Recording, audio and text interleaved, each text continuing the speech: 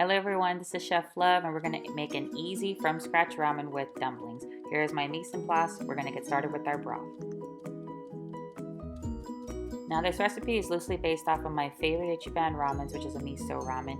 And we're going to start off with our chicken broth. It's homemade. We're also going to add our aromatics. Now you can add whatever aromatics you would like. I like just ginger and a little bit of green onion to start it off. Once your broth is up to a simmer, we're going to add our miso paste. Our miso paste is a little bit stiff, so we're going to have to loosen it up with a little bit of warm broth. All you have to do is take a couple tablespoons broth and put it inside of your miso paste and stir it up until it's looser, essentially.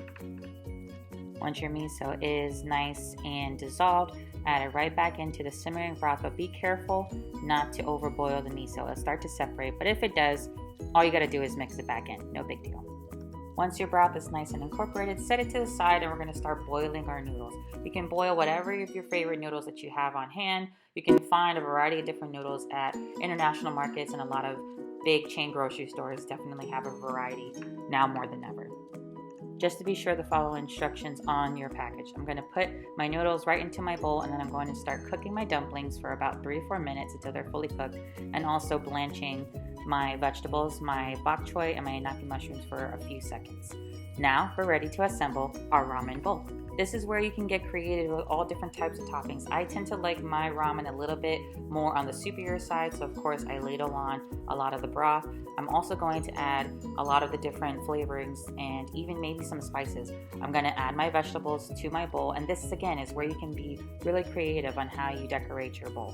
Here we have the bok choy. We're going to lay that right down. We're also going to lay the inaki mushrooms on the opposite side, as well as flavor our bases as well. So I have a little bit of soy sauce, and soy sauce is just to give it a little bit of that umami flavor, a little bit of that saltiness, and a little goes a long way, so you want to be sure to not overpower the broth because you worked so hard on it. We're also going to add a little bit of sesame oil. Now this is heavy duty stuff.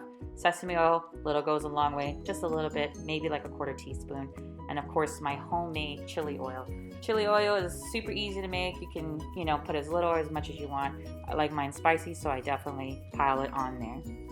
This is also where we're going to add our pre-simmered pork dumplings. Again, you don't have to put it on there. You can do whatever you want with it. You could even have it on the side like gyoza style. I just like a little more heft to my ramen. I also pre-boiled a soft-boiled egg. Now, soft-boiled eggs are normally cooked for 6 minutes as opposed to 8 to 10 minutes. And the reason why I'm putting a soft-boiled egg on there is because I want to add a little bit of velvetyness, but also some kind of unctuousness to my broth. And normally these are marinated inside of mirin and some soy sauce. I didn't do it this time because I wanted to add the togarashi seasoning. I want to taste everything inside of my ramen bowl. The togarashi seasoning is pretty much a 7-spice blend that you can add to your ramen bowl. You can season anything with it. You can actually season your broth with it, which is fine.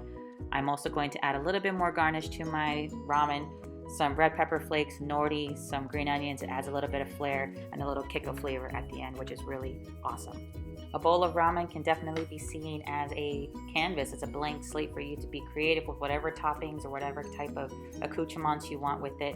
Just get creative, and remember, it always will taste good with a little bit of love.